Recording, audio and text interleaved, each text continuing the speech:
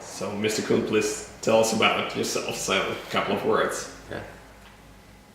My name is Jeff Kuhn, and I'm from Ohio University, and I work as an instructional designer where I help teachers move their classes from face-to-face to an online environment.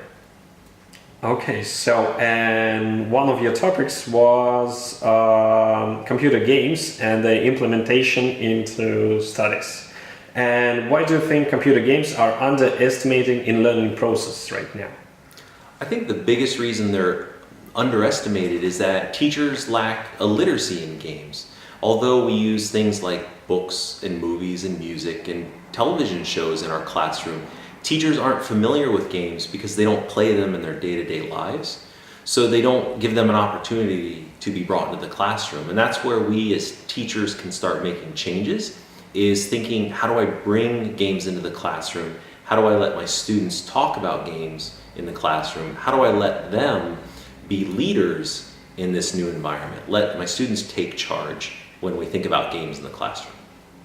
Okay, thank you. And what are the prospects of online learning? Well, I think the prospects are really big. We're seeing a lot of growth in not just completely online classes, but a blended classroom where students learn face-to-face and they learn online.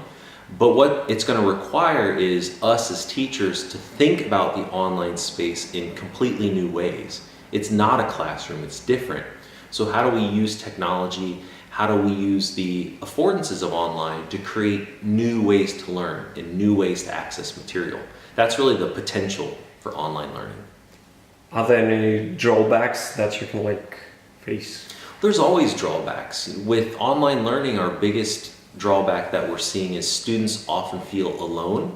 They feel isolated because if they just go online to find content, they don't feel like they're part of a group. So how do we make online learning more social, more collaborative, so students feel like they're part of a classroom even when they're just working on a computer?